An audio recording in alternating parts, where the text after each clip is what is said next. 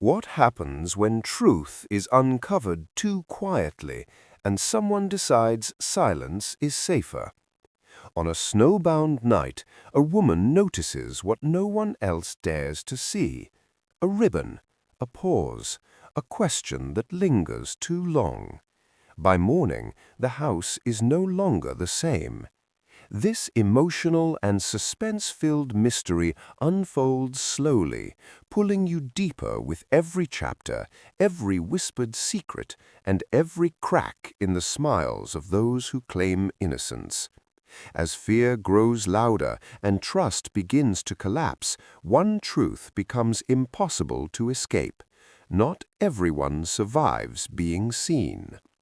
And what if the worst night of your life didn't begin with a scream or a warning or even fear, but with a polite invitation that made you smile before it slowly took everything away?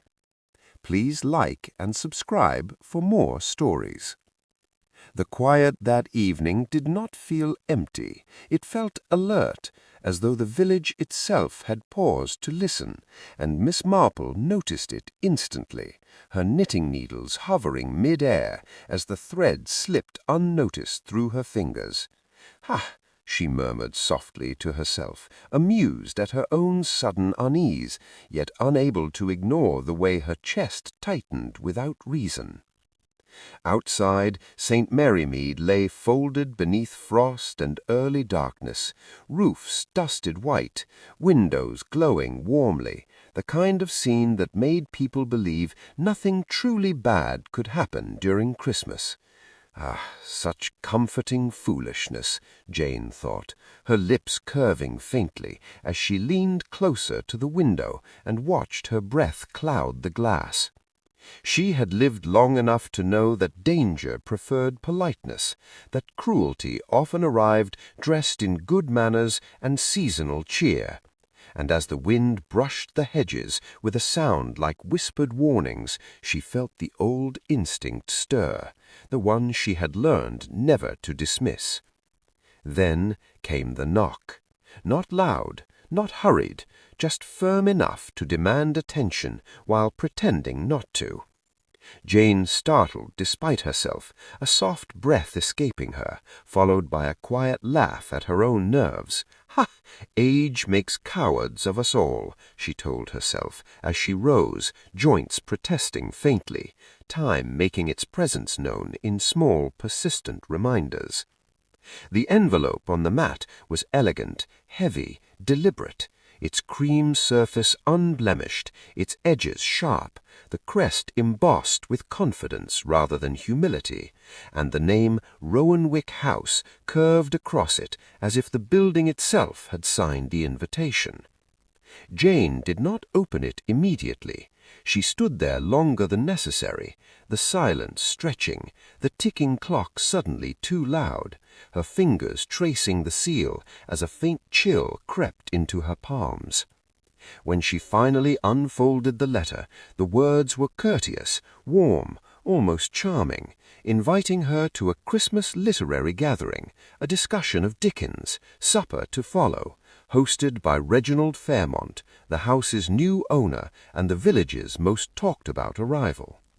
Jane smiled, though it did not reach her eyes, because men like Fairmont always arrived trailing admiration and curiosity, and left behind questions no one wanted to answer aloud. She moved back to her chair slowly, lowering herself as the fire crackled softly, the letter resting in her lap as she reread the names of the expected guests, each one stirring a reaction she could not quite suppress.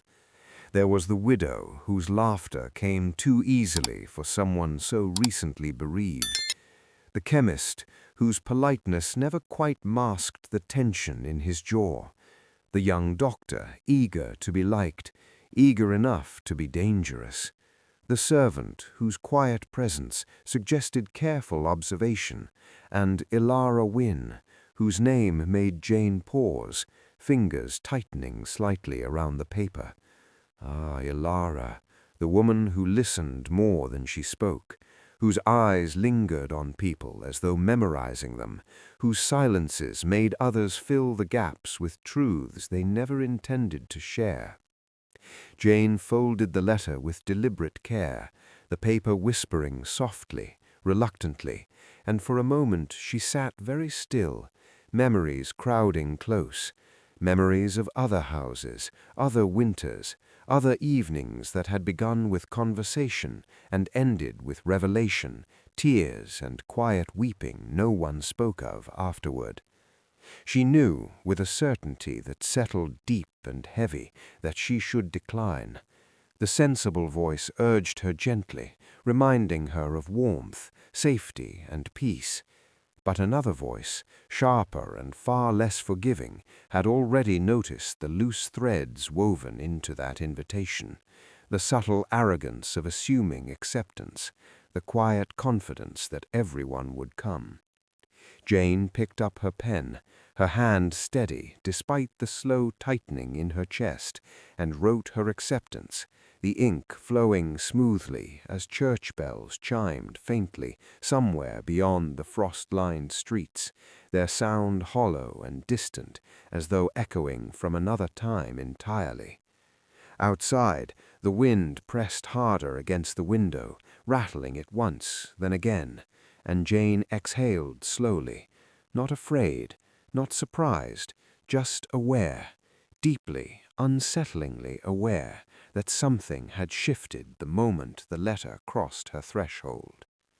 She rose to stoke the fire, watching the flames leap and settle, their warmth offering comfort that felt suddenly fragile, and as she returned to her chair, she caught herself wondering, not for the first time, how often tragedy announced itself politely before demanding attention.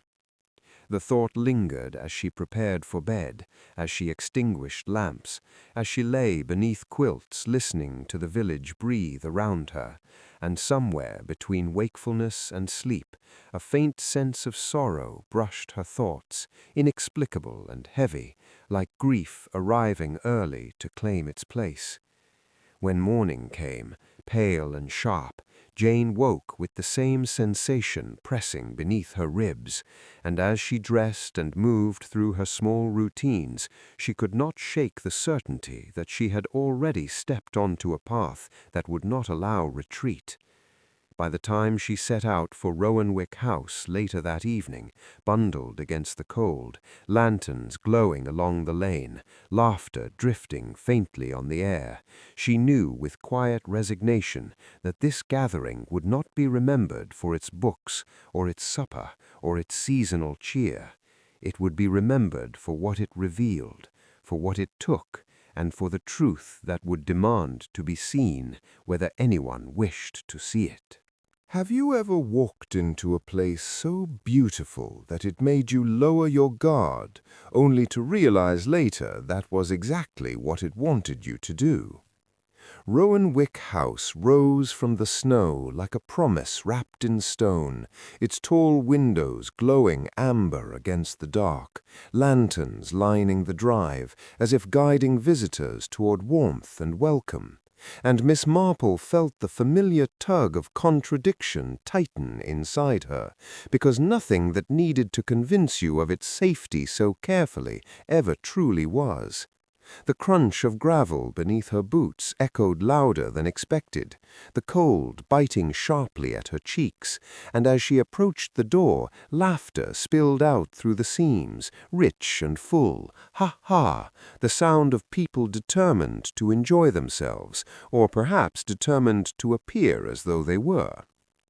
Inside, heat enveloped her immediately, scented with pine, polished wood, and spiced wine, the kind of warmth that made one sigh involuntarily. Ah!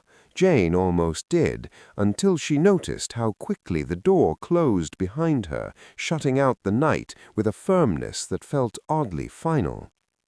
Reginald Fairmont greeted her with practiced charm, his smile broad, confident, just a fraction too rehearsed, his eyes flicking over her face with polite curiosity before sliding away, and Jane caught the faint tension beneath his enthusiasm, the way his laughter arrived a beat late, ha-ha, like applause cued by someone else.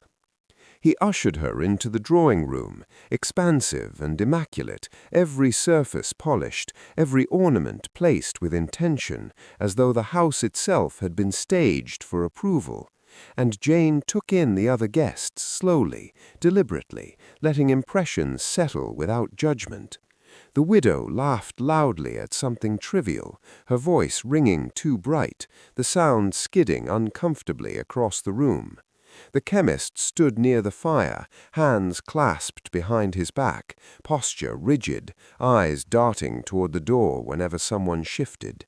The young doctor hovered between conversations, eager smile fixed in place, nodding often, laughing quickly, ha-ha, a little too quickly, as if afraid silence might expose him.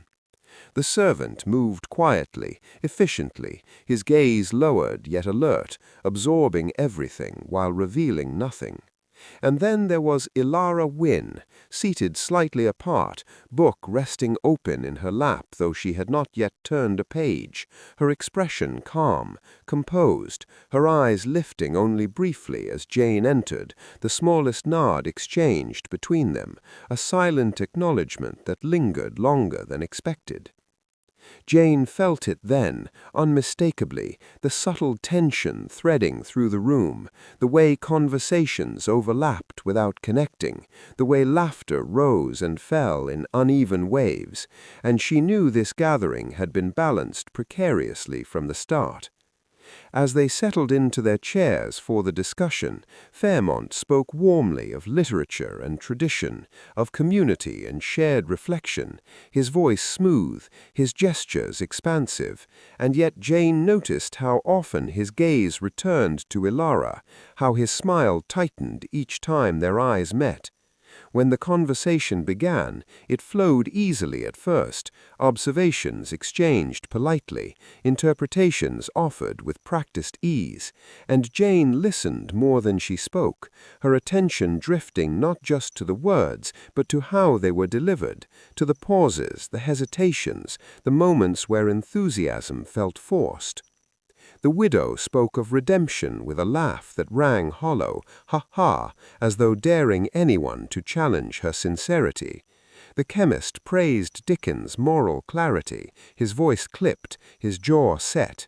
The doctor spoke eagerly of compassion and forgiveness, nodding at his own points, almost charming in his enthusiasm.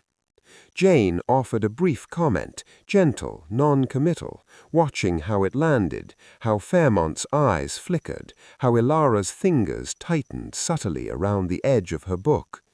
Then Ilara spoke. Her voice was soft, measured, yet carried easily across the room, and as she spoke of unnoticed truths, of the danger of ignoring what lies plainly before us because acknowledgment would demand change, the atmosphere shifted perceptibly. Laughter faded, movement stilled, even the fire seemed to quiet. Jane felt a prickle of recognition ripple through her, because Ilara was not speaking about literature at all. She was speaking about people, about this room, about something buried too close to the surface to remain hidden much longer. Fairmont smiled, quickly, broadly. But the tension at the corners of his mouth betrayed him, and when he responded with a comment about interpretation and imagination, his tone carried an edge it had lacked before.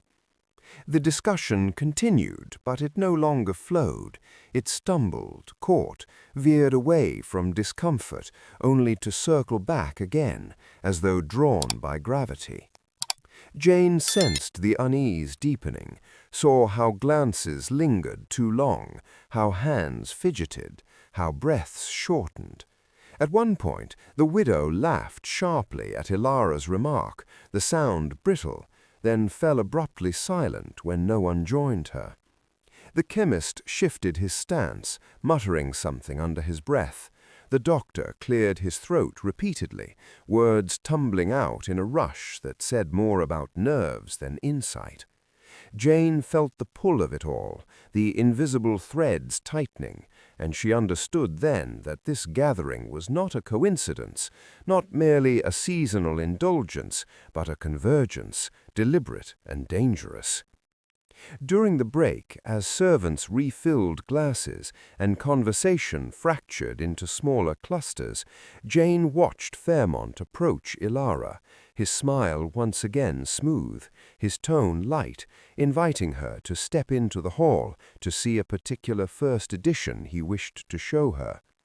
Ilara hesitated only a moment before rising, her expression unreadable, and as she followed him out, Jane felt a cold ripple pass through her, sharp and immediate.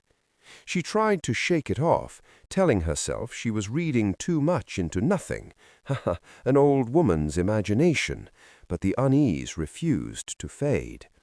The minutes stretched, conversation resumed, faltered, resumed again, yet Jane's attention remained fixed on the doorway through which Ilara had disappeared. She asked casually if anyone knew Ilara well, was met with shrugs, vague answers, polite indifference, and the sense that no one wished to claim closeness. Another laugh rang out louder than necessary, and somewhere beneath it, Jane felt the unmistakable tug of inevitability. When Fairmont returned alone, his expression bright, his manner untroubled, Jane's chest tightened. He explained easily that Ilara had stepped outside for air, the room too warm, the conversation too intense, and though his words were plausible, Jane noticed the faint sheen of perspiration at his temples, the way his hands flexed as if releasing tension. Time passed, the fire burned lower. Outside, snow fell heavier, sealing the house more completely from the world beyond. Jane's unease grew into something sharper, more insistent, and when she finally suggested checking on Ilara, her voice gentle yet firm, the reaction was immediate and telling. Dismissive laughter, annoyance, reluctance. "Ah, she's fine," someone said, but Jane rose regardless, instinct guiding her more surely than logic ever could. As the servant returned moments later, face pale, lantern shaking slightly in his grip, and spoke of an unlocked door, of a room too quiet, of something terribly wrong, the warmth of Rowanwick House seemed to drain away all at once. Jane felt her breath catch, a heaviness pressing against her chest, not surprise, not shock, but the deep, aching sorrow of recognition. Whatever had begun with polite conversation and seasonal cheer had crossed an irreversible threshold, and as they moved together down the corridor, footsteps echoing, hearts pounding, Jane knew with chilling certainty that this night would not end as it had begun. The house had revealed its true nature at last, and it would not release them easily. What if the most dangerous weapon in the room was not a knife, not a rope, but a sentence spoken softly enough that only the guilty truly heard it? The moment Ilara Wynne's absence settled into the room, it did not announce itself loudly or dramatically. It crept in slowly, like cold seeping beneath a door, and Jane felt it before anyone dared acknowledge it. That subtle imbalance where conversation continued, but no longer quite fit together, laughter arriving too fast and fading too abruptly, as though people feared what silence might reveal if allowed to linger. The fire crackled on, cheerful and oblivious, its glow painting warm shadows across faces that had begun to look strangely strained, and Jane watched carefully, not the flames, but the way eyes avoided one another, the way hands gripped glasses a little too tightly, the way shoulders lifted and fell with shallow breaths. Someone made a joke about Dickens being too moral for modern tastes, and another laughed too loudly in response, the sound sharp, brittle, breaking apart almost immediately, and Jane's heart sank just a fraction because she recognized the sound of people trying to outrun their own thoughts. Time stretched uncomfortably, minutes thick and resistant, and with each passing second, Ilara's absence grew louder, more insistent, until it pressed against the edges of every conversation like an unspoken accusation. Jane shifted in her chair, folding her hands calmly in her lap, presenting the image of ease while her mind worked relentlessly, replaying Ilara's earlier words, the measured cadence, the deliberate choice of phrases that had landed like carefully placed stones. Ilara had not been careless, she had been precise, and precision, Jane knew, was rarely accidental. The widow laughed again, sharper this time, insisting that Ilara had always been odd, that she likely needed air, ha-ha, dramatic women often did. But her voice wavered just enough to betray irritation rather than amusement. The chemist cleared his throat and suggested resuming the discussion properly, as though structure alone might restore order, his eyes darting toward the door before snapping back to the book in his hands. The young doctor chimed in eagerly, too eagerly, assuring everyone that Ilara seemed perfectly fine earlier, his words tumbling over one another. Anxious reassurance often did more harm than good. Jane listened, nodding occasionally, offering no challenge yet, allowing the room to expose itself in small, revealing ways.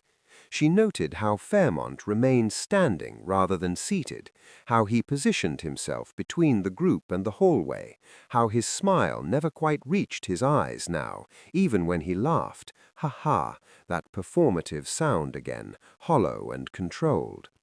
When the conversation returned reluctantly to literature, it did so with a different edge, each interpretation sharpened by underlying tension, each comment landing heavier than intended. Someone spoke of justice, someone else scoffed, another mentioned guilt, then hurried to soften the remark. Jane felt the weight of it all pressing inward, and she understood then that whatever Ilara had uncovered, it had already begun to fracture this gathering long before her disappearance. She recalled the way Ilara had watched them, the patience in her gaze, the quiet curiosity that invited confession without asking for it. How many people had revealed themselves without realizing it? Jane wondered how long Ilara had been observing, how much she had already pieced together, and more importantly, who among them had realized they were being seen. The room shifted again when someone finally voiced what hovered on every tongue, asking whether anyone had actually seen Ilara leave the house. The question fell like a dropped glass, sudden and shattering, and for a heartbeat no one answered. Jane felt the silence stretch, pulse, tighten, until Fairmont responded smoothly that Ilara had stepped out for fresh air, the house being overly warm, his tone confident, reassuring, yet Jane noticed the slight delay before he spoke, the way his jaw flexed afterwards as though restraining something unspoken. The widow scoffed, dismissive. The chemist nodded quickly, relieved to accept any explanation that required no further inquiry, and the doctor laughed nervously, ha-ha, insisting that such concern was unnecessary. Jane smiled gently, offering agreement without commitment, yet her eyes never left Fairmont's face, watching the minute shifts, the tightening around his eyes, the controlled stillness of his posture. Minutes passed. Glasses emptied, refills came and went. The fire burned lower.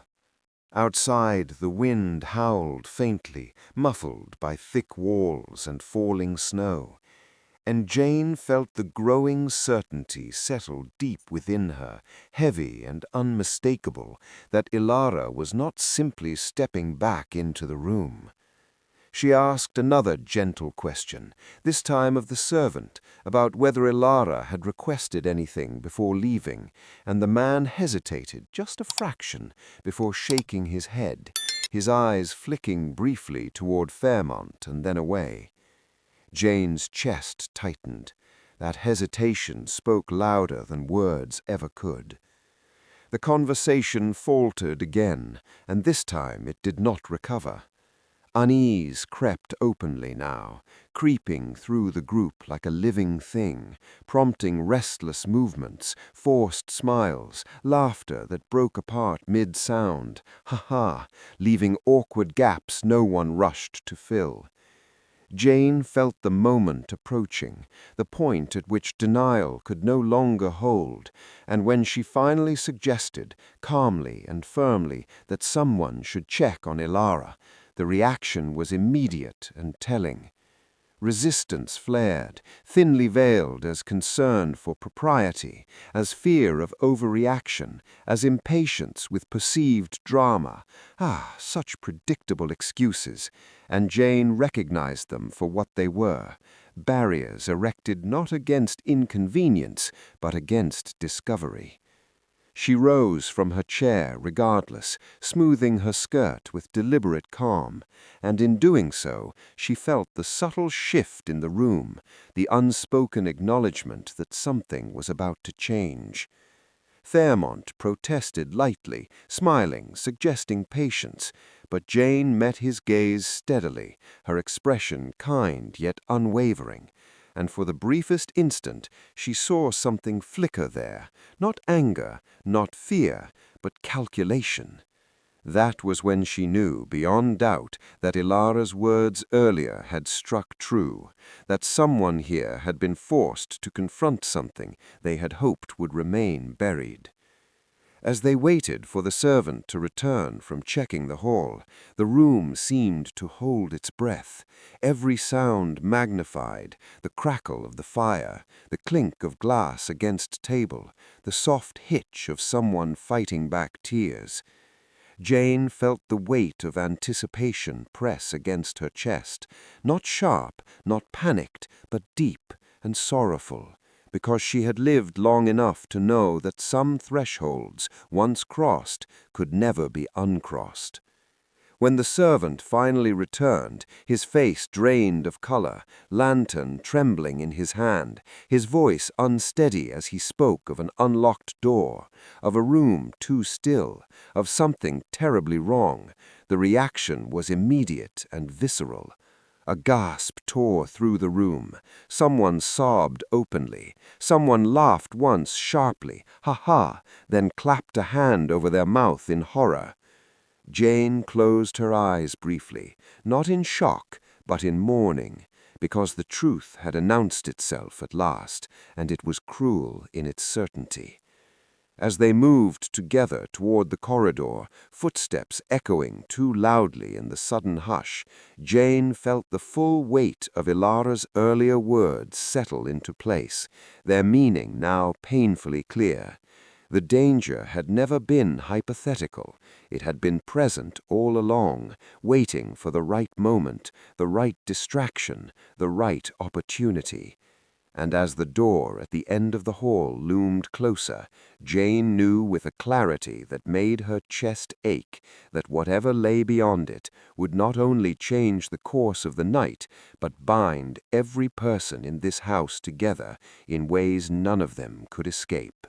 The corridor felt longer than it should, narrower too, as though the house itself had decided to close in around them.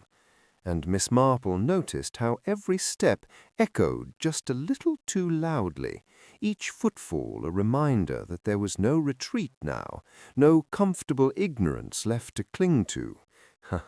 Not that anyone was laughing any more. The lantern's light wavered across the walls, revealing framed portraits whose eyes seemed to follow their progress, and Jane felt a peculiar tightening in her throat, not fear exactly, but something heavier, something closer to grief, because she already knew that whatever waited at the end of this walk would demand more than shock, it would demand acknowledgment. Someone behind her whispered Ilara's name, the sound thin and pleading, as if calling softly might undo what had already happened, and another voice snapped for quiet, sharp with panic rather than authority. Jane walked steadily, her posture calm, her hands folded loosely before her, presenting composure not because she felt it, but because others needed it, and she had learned long ago that panic spread faster than truth. The library door stood ajar, just enough to let the lantern light spill inside, and the sight of it made Jane's breath catch despite her efforts, because open doors were rarely innocent in closed houses.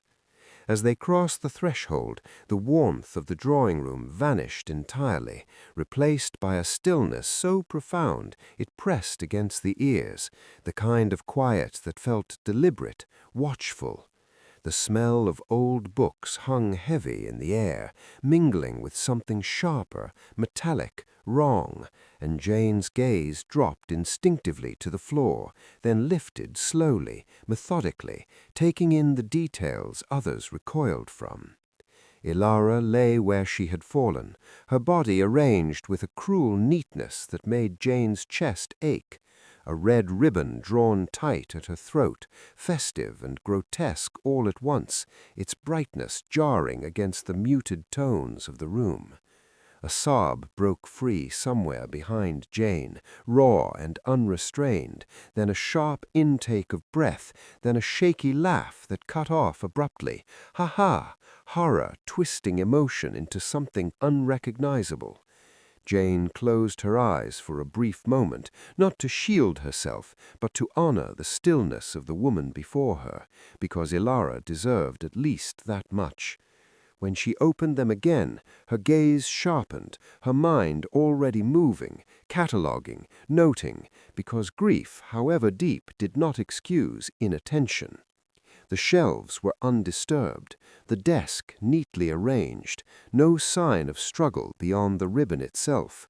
Jane felt a familiar chill settle over her, the recognition of intention, of planning, of someone who had acted not in frenzy, but in control. The widow cried openly now, hands pressed to her mouth, her shoulders shaking, ow, as if grief spilling forth in uneven waves, while the chemist stood rigid near the doorway, face pale, eyes fixed on a point just beyond Ilara's body, as though refusing to see might somehow absolve him. The doctor knelt briefly, murmuring confirmations no one wanted, his voice trembling despite his professional tone, and when he rose, his hands shook badly enough that he shoved them into his pockets, turning away quickly, ha-ha, as if movement itself might betray him. Fairmont hovered at the edge of the room, his expression carefully arranged into shock and concern, yet Jane noticed how he avoided stepping closer, how his gaze slid away from the ribbon again and again, how his breathing remained steady while others struggled for air. Jane moved forward at last, slowly, respectfully, kneeling beside Ilara, her movements deliberate, her expression gentle, and as she examined the knot, the placement, the choice of ribbon, a deep, sorrowful understanding settled into her bones. This was not a random act. This was a message.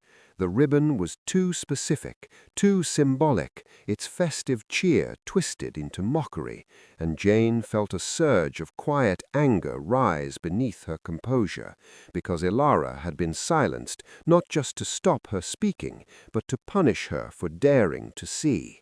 Jane stood and turned to the others, her voice calm but firm, as she asked simple questions. When had they last seen Ilara alive? Who had spoken with her?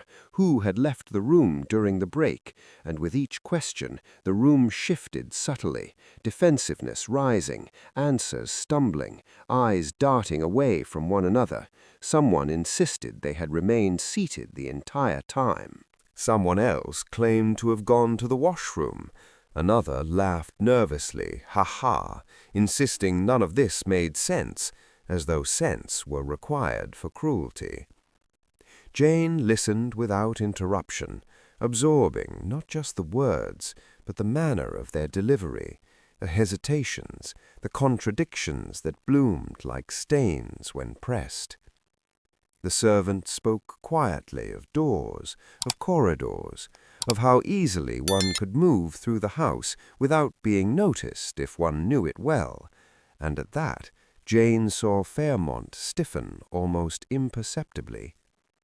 Snow continued to fall outside, thick and relentless, sealing windows, muting sound, isolating the house from the rest of the world, and Jane felt the significance of it settle heavily over the group.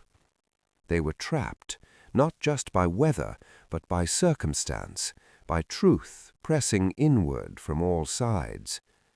When someone asked shakily whether the authorities should be called, the servant returned moments later with the news that the lines were down, cut or frozen, it hardly mattered which, and despair rippled through the room, voices rising, overlapping, breaking into sobs and sharp laughter, ha-ha, the sound of minds scrambling for footing. Jane raised her hand gently, not commanding silence, but inviting it, and slowly, grudgingly, the noise subsided. She spoke softly then, reassuringly, reminding them that panic would serve no one, that clarity mattered now more than ever. And as she spoke, she felt the weight of responsibility settle upon her shoulders, familiar and unwelcome, because she knew what this meant. She knew she would not be allowed to simply observe. The house demanded answers, and Ilara demanded justice. Jane looked once more at the woman on the floor, at the quiet resolve that still clung to her features even in death, and something inside her hardened, steady and unyielding. Whoever had done this had underestimated Ilara, and they had underestimated Miss Marple as well. As the others slowly filed back toward the drawing-room, shaken and subdued, Jane lingered a moment longer, her gaze sweeping the library one final time, committing every detail to memory, because she sensed with absolute certainty that the truth had already been written here, waiting patiently to be read. And as she followed the others out, the door closing softly behind her, she knew the night had only just begun, and that before dawn the house would be forced to reveal everything it had tried so carefully to hide. The library did not empty easily, as though the walls themselves resisted being left alone with what they now contained, and Miss Marple felt the weight of it linger on her skin as she stepped back inside with deliberate calm, the others hesitating at the threshold like children afraid of the dark. Oh, fear had a way of stripping adults down to something far more fragile. The air felt different now, heavier, dense with the scent of dust and extinguished warmth, and Jane noticed how every sound seemed amplified, the soft creak of floorboards, the faint rasp of someone's breathing, the nervous swallow that broke the silence too loudly. Even silence itself had become accusatory. Ilara lay just as they had left her, untouched, undisturbed, and Jane felt a sharp tug of sorrow tighten her chest, not the kind that demanded tears, but the kind that settled deep and stayed. She crouched once more, careful, respectful, her eyes tracing the line of the ribbon, its knot precise, practiced, the ends trimmed neatly, and she felt the cold certainty settle fully now, because chaos did not leave knots like that behind. Someone had taken their time. Someone had known exactly what they were doing. Jane straightened slowly, her joints protesting faintly, time insisting on its presence even now. And as she turned, she saw the others watching her with a mixture of hope and fear, as though she might somehow erase what had happened simply by looking closely enough. The widow wept softly near the doorway, shoulders trembling, her sobs uneven and raw, while the chemist stood rigid by the shelves, his hands clenched so tightly his knuckles had gone white, his gaze fixed anywhere but the body. The young doctor hovered awkwardly, trying to be useful, trying not to look, his breaths shallow, rapid. Oh, terror dressed up as professionalism. Fairmont lingered closer to the desk than before, his posture controlled, his expression carefully neutral, and Jane felt her attention sharpen instinctively, because control in moments like these was never accidental. She began to move through the room slowly, methodically, not touching, only observing, letting her eyes skim over spines, surfaces, corners, and she felt a faint flicker of frustration rise and fall as she noted the absence of disturbance. No overturned chair, no scattered papers, no signs of struggle. It was as though Ilara had never fought at all, and that realization pressed painfully against Jane's chest, because it meant Ilara either trusted the person who approached her or had been caught so completely off guard that resistance never had a chance. Jane paused by the window, checking the latch, the glass cold beneath her fingertips, snow pressed thickly against the panes, sealing the house in white silence. And she exhaled slowly, because escape routes mattered, and this one had never been an option. When she turned back, she caught the servant's eye, a brief silent exchange passing between them, and she asked gently about the house's layout, about who knew which doors stuck, which floors creaked, which corridors stayed shadowed after dusk. The servant hesitated, then answered carefully, his voice low, respectful, and as he spoke, Jane noticed Fairmont's jaw tighten almost imperceptibly, his gaze flicking toward the servant and then away. That was when Jane felt the first true shift, the subtle rebalancing of the room, because knowledge of a house was not evenly shared, and whoever had done this had moved with confidence rather than caution. Panic began to bubble again among the others as Jane's questions continued, voices overlapping, explanations tumbling out too quickly, laughter breaking through at odd moments, brittle and wrong, as though humor might somehow blunt the edges of horror. Someone insisted they had never been alone. Someone else corrected themselves mid-sentence. Another claimed not to remember the break at all. Oh, memory often failed when it was most needed. Jane listened, nodding, murmuring acknowledgments, never contradicting, never accusing, allowing the contradictions to pile up on their own. When the doctor spoke again, offering a technical assessment of the cause of death, his voice trembled just enough to betray his effort at composure, and Jane noticed how quickly Fairmont accepted his conclusion, too quickly, as though eager to anchor the chaos to something definitive. The ribbon, Jane said quietly, had not come from the library, and at that the room stilled. She let the words hang there, heavy and deliberate, watching reactions bloom like bruises. Surprise flickered, confusion followed, then something sharper crossed one face before being smoothed away.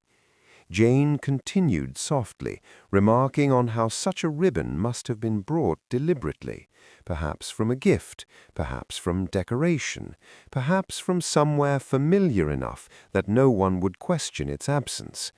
The widow let out a small cry then, shaking her head, weeping openly, while the chemist shifted his stance, his foot scraping the floor audibly, the sound grating against the silence.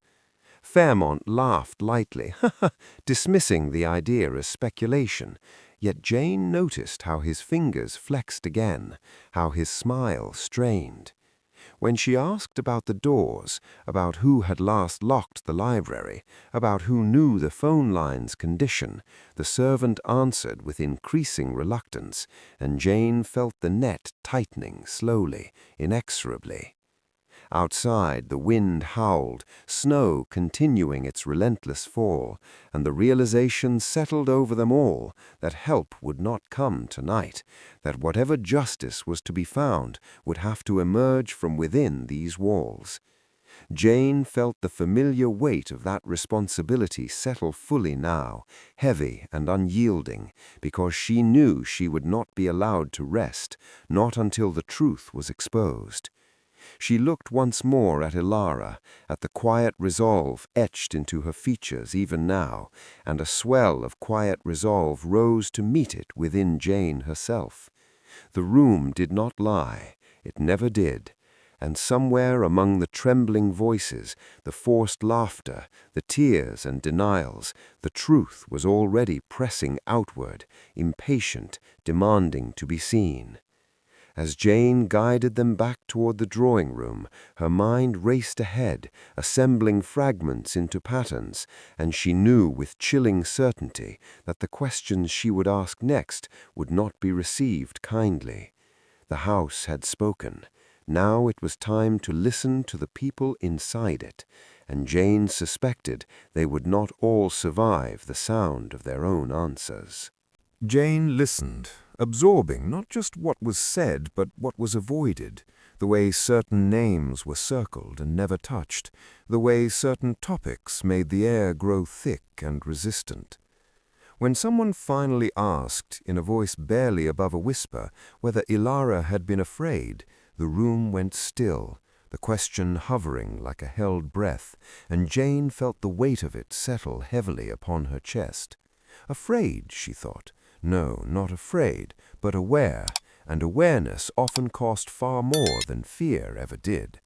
Jane spoke then, gently, reminding them that panic would not serve them, that clarity mattered now more than comfort, and her calm tone seemed to steady the room, if only briefly, as though people clung to it simply because it existed. She began asking questions again, softly, persistently, about Ilara's habits, about conversations she had initiated, about the notebook she was rumored to carry everywhere, and at the mention of it, reactions rippled through the group, surprise from some, irritation from others, and something very close to dread flickering across one face before vanishing. The servant confirmed quietly that Ilara often wrote late into the evening, her pen scratching softly in corners, her eyes always watching, and Jane felt the room's temperature drop further, because observation, once acknowledged, could never be undone. Voices rose again, overlapping, accusing, denying, someone laughing sharply, as though mockery might deflect suspicion, while another began weeping openly, shoulders shaking, the sound raw and unfiltered. Jane noticed Fairmont's continued stillness amid the chaos, his posture controlled, his expression carefully arranged, and she felt the familiar prickle of certainty sharpen within her, because fear manifested differently in different people, and his looked very much like restraint. When she asked about Ilara's last evening before the gathering, about who had spoken with her privately, about who might have known what she was uncovering, the answers grew more tangled, more defensive, and Jane sensed the invisible walls rising higher, built from half-truths and omissions. The chemist admitted grudgingly to a disagreement weeks earlier, dismissing it as trivial, his voice tight, while the widow confessed through tears to having shared confidences she now regretted. Ah, the sound of remorse, thick in her words. The doctor laughed nervously, as though he had nothing to hide, even as his eyes flicked toward the door, his foot tapping relentlessly against the floor. Jane let them speak, let the noise crest and fall, because within it lay the shape of the truth, distorted but persistent. When she finally raised her hand again, the room quieted reluctantly, and she spoke of patterns, of how Ilara's questions had likely grown sharper, more focused, how someone here must have realized they were no longer invisible. The idea landed hard, drawing fresh gasps, fresh denials, and Jane felt the net tighten further, because realization was always the turning point. Someone here had not panicked when Ilara began to see clearly. They had acted. The fire popped suddenly, sending sparks upward, and several people jumped, nerves frayed to breaking, and Jane felt a deep, aching sadness settle over her, because she knew that before this night ended, more than one person would be forced to confront the consequences of choices long buried. She leaned back slightly, her gaze sweeping the room once more, meeting each pair of eyes in turn, calm, unwavering. And in that moment, something shifted again, subtly but decisively. Fear had found its voice, and it was speaking too loudly now to be ignored. The questions would only grow sharper from here, the answers more dangerous. And as Jane felt the weight of the coming confrontation settle fully into place, she knew with absolute certainty that whoever had silenced Ilara was already beginning to unravel, pulled apart by the very fear they had hoped to escape.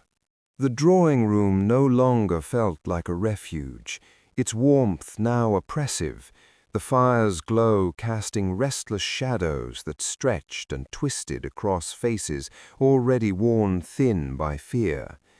And Miss Marple sensed the subtle but unmistakable shift as certainty began to rot from the inside, because confidence never survived scrutiny for long.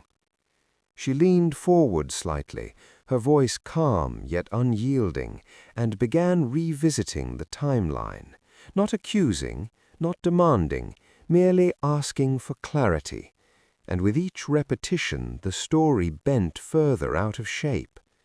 Someone corrected themselves mid-sentence, their voice faltering, as if realizing too late that memory was no longer an ally. The widow's account wavered, details slipping away beneath the weight of grief, while the chemist's insistence grew sharper, more defensive, his words coming too fast, his breathing uneven. Jane listened, nodding, her gaze steady, and when she gently pointed out that two of them could not have been in the same place at the same time, the room stilled, the realization landing like a dropped glass, fragile and irreversible.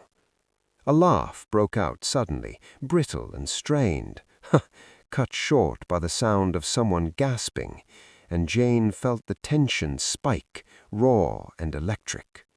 The servant spoke up then, hesitantly, describing a figure moving through the side corridor during the break, someone familiar enough not to draw attention, and as the words settled, eyes began to shift, glances darting sideways, suspicion finally shedding its polite disguise. Jane asked who else knew of that corridor, who had reason to use it, and the answers came slowly now, reluctantly, weighed down by the understanding that truth was no longer optional. The doctor fumbled again, insisting he had been attending to his notes, only to falter when Jane asked which notes, his face flushing, his voice trailing off into an embarrassed chuckle that fooled no one. Fairmont spoke smoothly, offering reassurance, attempting to reframe the confusion as collective stress, but Jane noticed the faint tremor at the corner of his mouth, the slight tightening of his shoulders, and she felt a surge of quiet certainty bloom within her. She shifted the focus subtly, asking about the ribbon again, about where such a thing might have come from, and when someone mentioned the seasonal decorations stored in the West Wing, the room seemed to inhale sharply as one. Jane pressed gently, asking who had retrieved them earlier that day, and the servant's eyes flicked, just for a moment, toward Fairmont before dropping to the floor. The silence that followed was thick, suffocating, broken only by the widow's soft weeping, her sobs uneven and raw, and the distant howl of the wind pressing against the windows. Jane did not raise her voice when she spoke next, did not accuse outright, but her words carried a weight that left little room for escape as she pointed out the inconsistencies, the convenient absences, the knowledge of the house required to move unseen. Panic rippled outward, voices rising, overlapping, denials crashing into one another, laughter breaking through again, hollow and desperate. Fairmont objected sharply now, his composure finally cracking, his tone defensive rather than calm, and Jane felt the shift lock into place because the night had turned against him. She watched as he struggled to regain control, smoothing his coat, forcing a smile that did not reach his eyes, and she spoke softly of motives, of long-standing grievances, of how Ilara's questions might have threatened more than reputations. The room seemed to close in, the walls pressing nearer, the fire's heat suddenly unbearable, and Jane sensed the collective realization dawning, slow and terrible. The truth was no longer a distant possibility. It was here, breathing among them. As voices fell away one by one, replaced by heavy, fearful silence, Jane met Fairmont's gaze steadily, her expression unreadable, and in that moment something in his eyes shifted, something dark and resigned. The night had indeed turned against them, and Jane knew with aching certainty that the final unraveling was close now, closer than anyone was ready to face. The silence that settled in the drawing-room was heavier than any accusation, pressing down on every breath, every blink, until even the fire seemed to burn more quietly, and Miss Marple felt the moment crystallize, not because it was amusing, but because inevitability had a strange way of mocking those who believed they could outrun it. She did not raise her voice when she spoke, did not gesture dramatically. She simply began to speak of Ilara, of her patience, her careful listening, her habit of asking questions that sounded harmless until they weren't. And as Jane spoke, faces shifted, some tightening with guilt, others crumpling under the weight of understanding.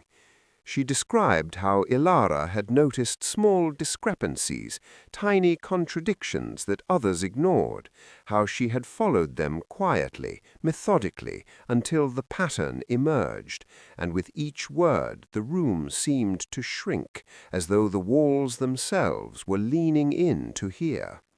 Jane spoke of the ribbon then, of its symbolism, of how it had been chosen not in haste but with intention, a twisted echo of celebration turned into warning, and when she finally looked directly at Fairmont, the room seemed to stop breathing altogether.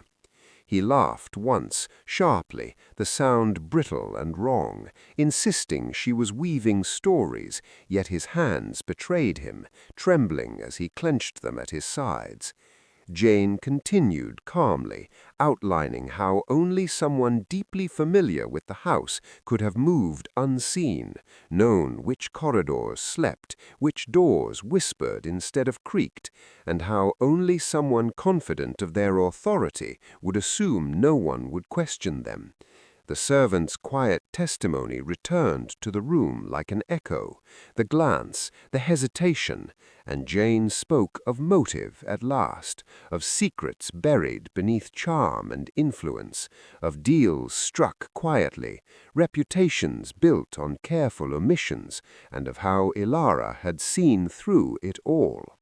The widow let out a broken sob, collapsing into her chair, grief and relief tangling painfully together, while the chemist stared at the floor as though it might open and swallow him whole. Fairmont's protest faltered now, his words unraveling mid-sentence, his confidence draining away, until only fear remained, naked and undeniable. Jane did not accuse him outright even then.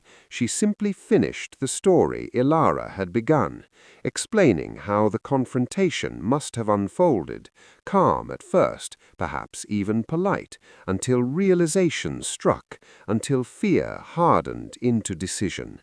When she fell silent, the truth lingered in the air, complete and unmistakable, and Fairmont's shoulders sagged as though he had been carrying the weight of it far longer than anyone realized.